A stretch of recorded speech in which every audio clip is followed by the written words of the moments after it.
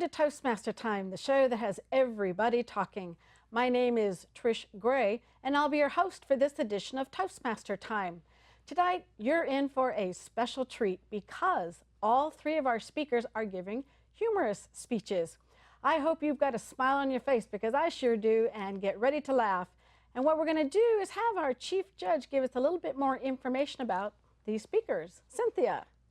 Thanks, Trish. I'm so excited to be hearing these speakers tonight. We have three of the contestants from a recent Toastmasters District 57 contest, and we're so excited to have them speak with us tonight. And in this contest, like Trish said earlier, we don't do an evaluation, we actually do judging. And we look for what the content is, the delivery, and the language. And it's interesting enough, this is a humorous speech contest, but it's not about one-liners or jokes coming at you again and again or a stand-up routine. It's really about a well-constructed speech that has a main purpose and is fully formed. It's not about one-liners. And so we're really excited to hear these three amazing speakers tonight. So let's get ready to go. Oh, I can't wait to hear these speakers then. So let's start by introducing our first speaker, Mai Vu. Welcome to the show. Thank you, Trish. And what club do you represent? I represent Chamber Chatters in Pleasanton. How long have you been a Toastmaster? I've been a Toastmaster for almost a year. Wow, and you were a finalist in the humor speech contest? Excellent. Thank you. Now, what was your inspiration for this particular speech? I love taking pieces of my daily life and making fun of it and making a poignant point about love and relationship. Ah, okay. So is this what we're going to be hearing from you later on? You betcha. Awesome. Are you ready to give your speech? I am. Okay, let me give you just a moment to get set up. But in the meantime, what I'd like to do is have you notice as Mai Vu is giving her speech on the content. That's about 50% of the total of her points. So let's see how well she's doing with her humorous content. We have Mai Vu, understanding men. Understanding men. Mai Vu. Someone in the back said, understanding men, huh? That should be a short speech. Fellow Toastmaster, honored guests, it was 9 a.m. in the morning, the first day of the year. My sweetheart and I were expecting a great party, and we were getting ready to put the house together so that we can host this wonderful first of the year party. He jumped off the chair, went into the cupboard and grabbed a bottle of Windex and rushed off. I said, "Where are you going, honey?" And he turned around and he said, "I'm going to go outside and clean all the windows outside. And when I'm done, I'm going to come back and clean that spot on the ceiling."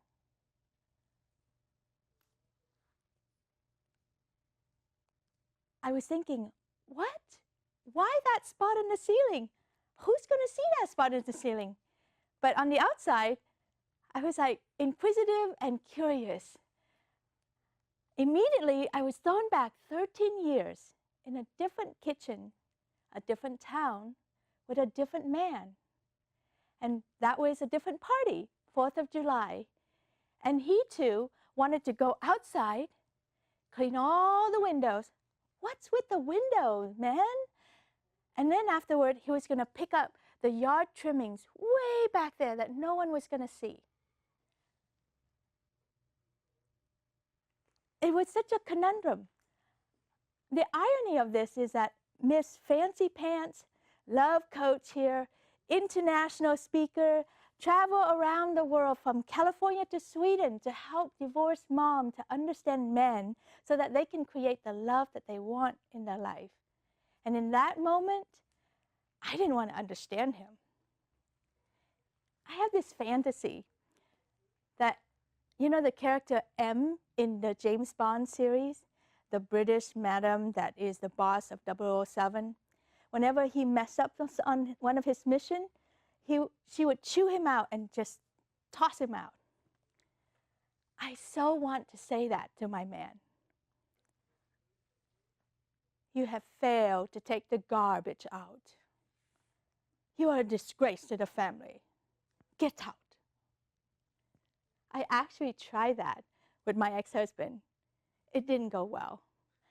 I ended up on D Street, even though I lived on Adams Way. You know, D Street for disappointment, dead-end marriage, and finally, dental flossing by myself. Did you know that they have done studies that shows that if you floss together as a couple, you stay together? If it's only was that simple. Back to that kitchen scene. That moment where, that awkward moment where he knew that I was disapproving of his choice was growing like a zit on a teenager's face that's about to burst painfully. I had to do something to save the day. So this is what I did, and I'm going to teach you. If you do this, it may save your relationship. I said, okay, great. So when your man does something crazy, you could just respond with, okay, great. You're actually not talking to him. You're talking to yourself. You're letting your brain know everything's okay, everything's great. Don't panic. And then you follow it up with, thank you. An honest and sincere thank you. Try not to add any sarcasm to that thank you. It will just wreck everything. And you try to find something to be thankful for, like maybe for helping. So thank you for helping. Thank you for trying. Thank you for cleaning that spot on the ceiling. Because here's why this is so important. Behind all the crazy thing that they do, and we may not understand them, inside there's a man with a big heart who just wants to love, adore, and cherish us. And he just wants to be our hero to save the day.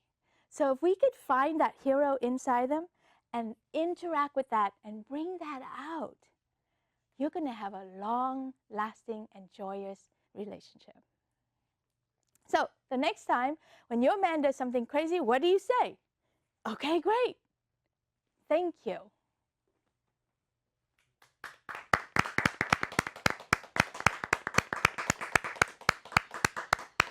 All right, well, that sounds like a very interesting relationship you have there, Mai. Let's move on to our second speaker, Ninad Pimparkar. How are you? I'm doing good. And welcome to the show. Thank you. What club do you represent? I'm coming from Star Search. It is the strongest club in District 57. Oh, yeah, says who? Now, how long have you been a Toastmaster? I've been Toastmaster for 1.5 years. All right. Now, you came to visit my club when you practiced your speech. Did you visit other clubs to practice? Yes, I did. I visited about 15 other clubs. Wow. And what did you get out of that? Why did you do that? Well, every time I jumped up a level, I wanted to practice more, and it was a different audience, so my nervousness went down a little, and it also gave me a lot of feedback from different perspectives so that I had an idea what kind of things judges might be looking for in the last stage. Ah, okay. And do you feel that most people should do that? I mean, I understand you get a benefit of visiting other clubs, but you know, what would be some of the benefits that maybe someone who doesn't, you know, say the difference between what speech you would give now versus when you first started? You know, what were some of those differences? Visiting other clubs has helped me a lot because I have gone way comfortable with my home club. So seeing new faces, it actually helps, and contesting in the contests actually preps a lot. I mean, it just fast forwards your Toastmaster training by a year. Just one contest, just go forward. Because you have to keep practicing over and over in front of more and more different people. Correct. Excellent, great. Are you ready to give your speech? Absolutely. All right, well, let me give you a moment to get set up. But in the meantime, what I want you to notice is Mai Vu used her personal relationship and her experiences for her content of her speech. Let's see what Ninad has in store for us. We have Ninad Pimparkar, my mistress. My mistress, Ninad Pimparkar.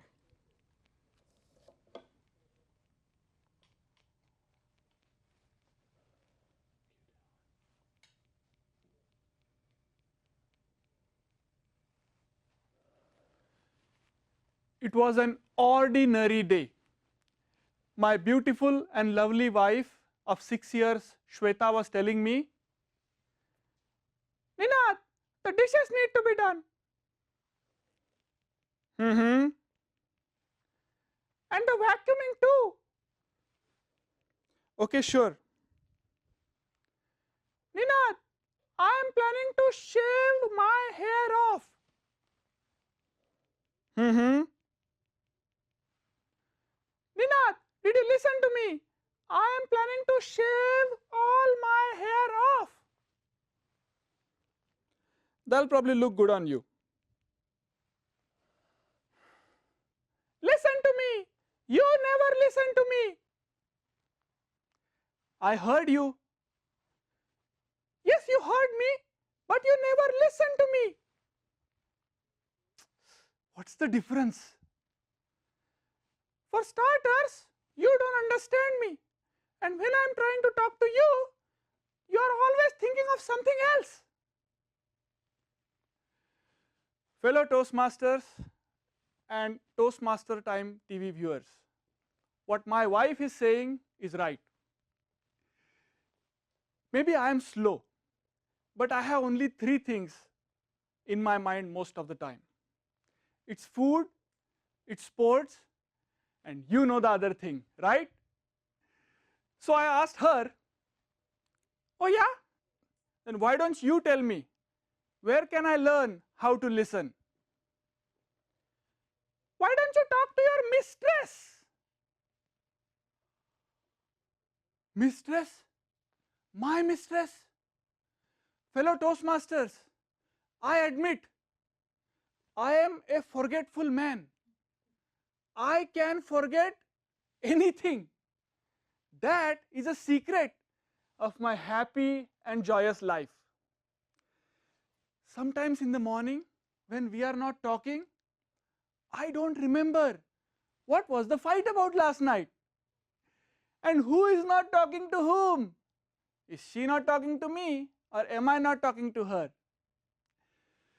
But my fellow forgetters, don't you think I will remember having a mistress? A mistress, every man's secret dream? What mistress are you talking about? I don't have any mistress. And who is this mistress anyway? It's Miss Gigi. Miss Gigi? Yeah, it's Miss Gigi. It's Miss Google. Google? So Google is my mistress now?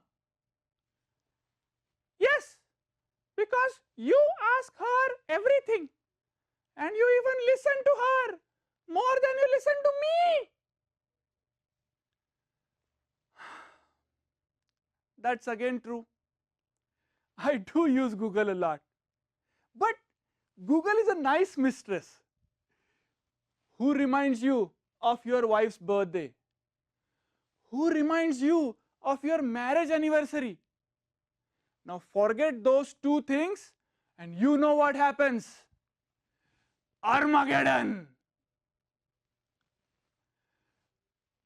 Now come on, who among you is bold enough to admit that this Armageddon event has happened to them? Come on, you can tell me. I know I am being recorded, but the camera is just on me, so you can tell me. But I knew one thing, that the secret of happily married is, if she is happy, I am married, right? So I asked the experts, men who are expert at talking to women, the other women. And here is what they told me. Whoever or whatever is your mistress, Facebook, Google, Apple, when she is talking, keep it aside. Second, not only listen to her, but repeat what she said in your own words and ask questions for confirmation. And third, ask questions for confirmation. That's important. Now here is how the scene played out just a while ago. Nina, the dishes need to be done.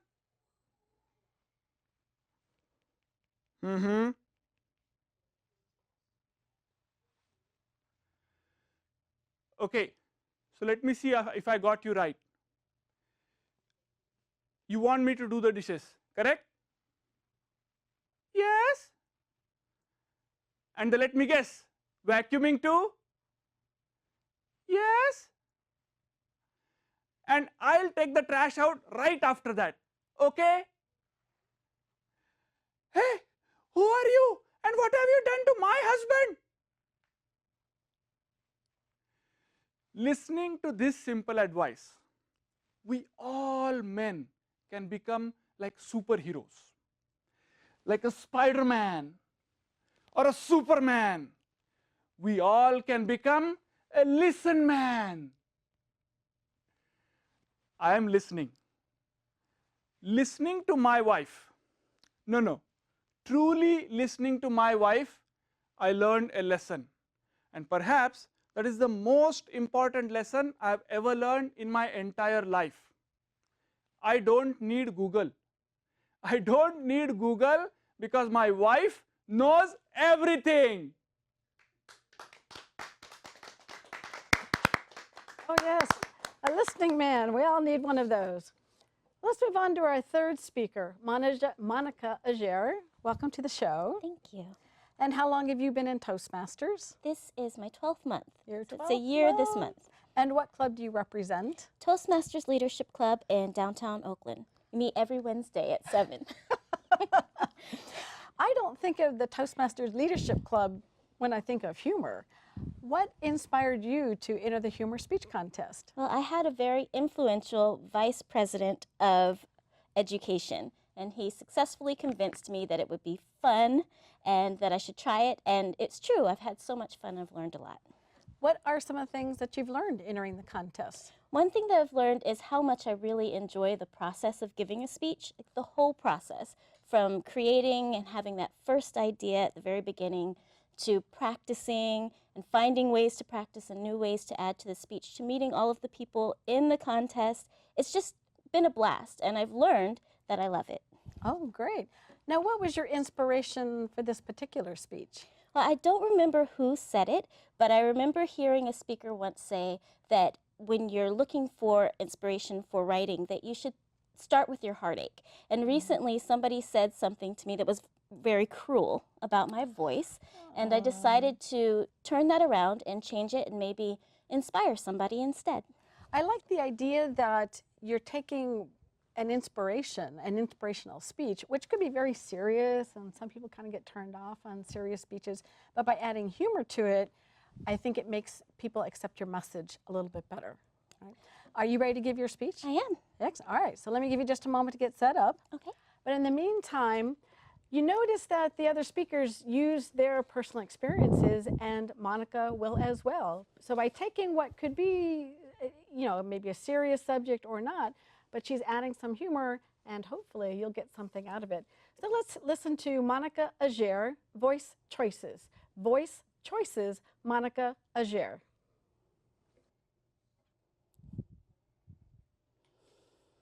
Let's start at the very beginning.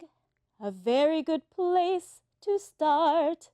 When you read, you begin with A, B, C.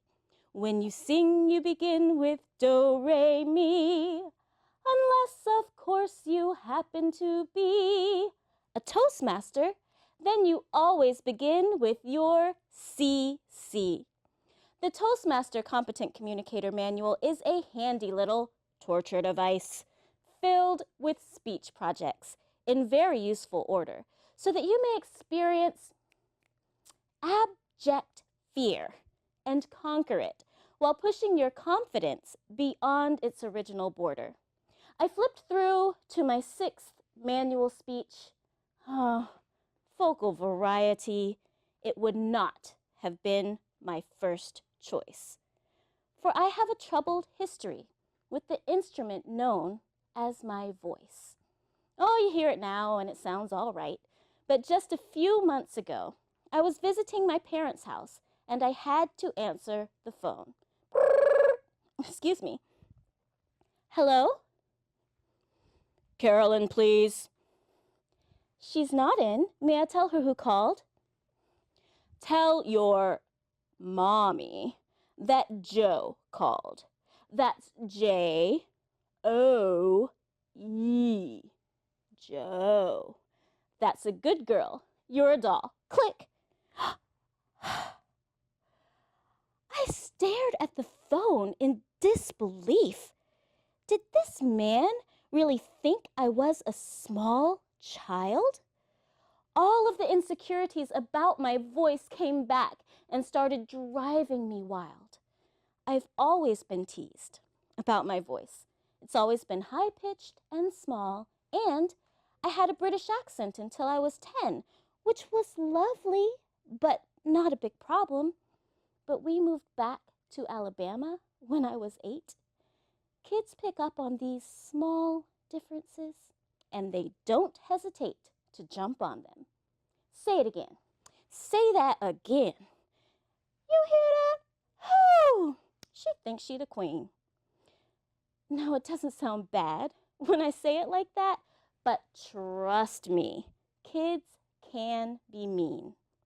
I hid in my room every night and practiced, reciting stories and the voices in them, until I'd erased the accent I thought made me different from other children.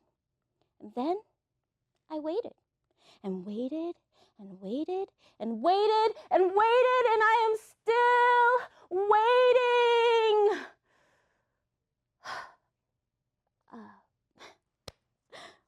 For my voice to change, the way it does for most people around 15. But my voice never grew up. It just stayed the same, kind of like helium on a tight string. But then I had a genius idea. I would stand beside a grand piano. Well, isn't it obvious? Well, since my voice was so high, I'd just learned to sing, and then I'd call myself a soprano.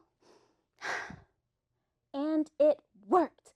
Finally, I could sing as high as I wanted, and nobody even laughed. In fact, I could stand center stage with my voice sky high, and at the end, everyone clapped.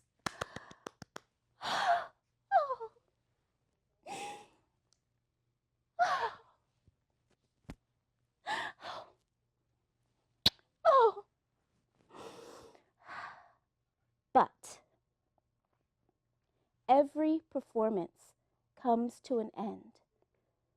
And when that spotlight goes off, you come down off that stage into the real world. And in the real world, you still have to talk. It's not like I could go around singing everything.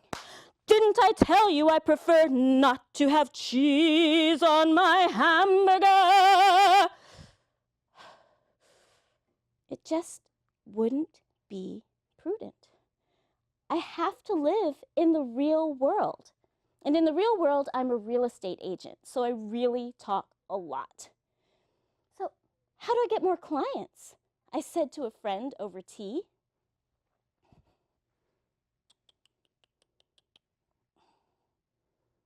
Well, you might consider deepening your voice. You sound like a baby to me. You're really sweet, and that's cute. But no one wants you to sell their house. They need a lion, and you seem too nice. And also, you sound like a mouse. Ouch. I ran to the internet. How to change voice. How to make voice deep. I tried everything. I found everything from vocal exercises to breathing exercises to surgery to cut my vocal cord and change the way I speak. and I tried everything, except surgery, to change my vocal range. But it's stubborn, and this voice of mine, it isn't going to change. So, what you hear, it's what you get. It's my voice, and I'm going to use it. Perhaps there's something about yourself you'd love to change. You hate it, you can't change it, and you didn't choose it. The very thing about yourself that makes you cringe and hide is exactly the thing that, if you work with it, can bring you exceptional pride. So use that thing. Find your voice. Somebody needs to hear it.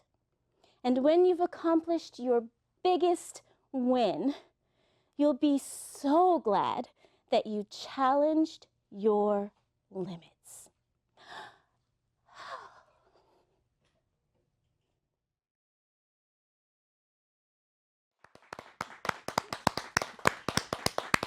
Oh, that was pretty good.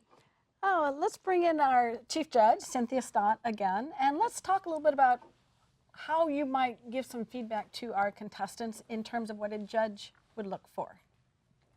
Great. Well, as I said earlier, it's not about one-liners or even so much that it has to be hilariously funny. It's really about creating a speech. And I think all three of our speakers have done that today. Oh, yes. Now, content. Did you notice how they all used ordinary situations? Now, give them some ideas on how other speakers can turn those into a speech. Well, I think the ordinary is always the best to go to because it's what we know. And that's usually where the twist comes. And humor is about taking what is expected and twisting it. And that's where the humor comes. Oh. And so that's what I think they all did that today. Yeah, so you've got, understanding men, like, oh yeah, who understands men? Of course, I'm sure men say, oh, understanding women. And then you had Nina with my mistress. Okay, that kind of gets you in a mindset. And then this last one, voice choices. Definitely she had the vocal range to do that. So, absolutely. All right, well, it looks like our show is over. So I'd like to thank you very much for being here, Cynthia.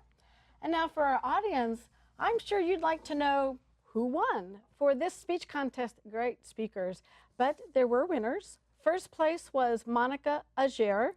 Second place was Dima Temnikov. And third place was Ninad Pimparkar. We do tape this show in the San Francisco Bay Area. If you'd like more information, you can go to our website. That's at toastmastertime.com. We're sponsored by District 57. You can go to their website at d57tm.org for local information. Or if you would like information about Toastmasters International or where to find a club near you, you can go to their website at toastmasters.org. I'd like to thank all of our volunteers, very patient tonight. Without them, we don't have a show here at the Palo Alto Media Center. I'd like to thank our guests again. We had Mai Vu, Ninad Pimparkar, and Monica Ajer. I'd also like to thank Cynthia Stott for being our chief judge. My name is Trich Gray. I've been your host. We invite you to join Toastmasters and keep talking.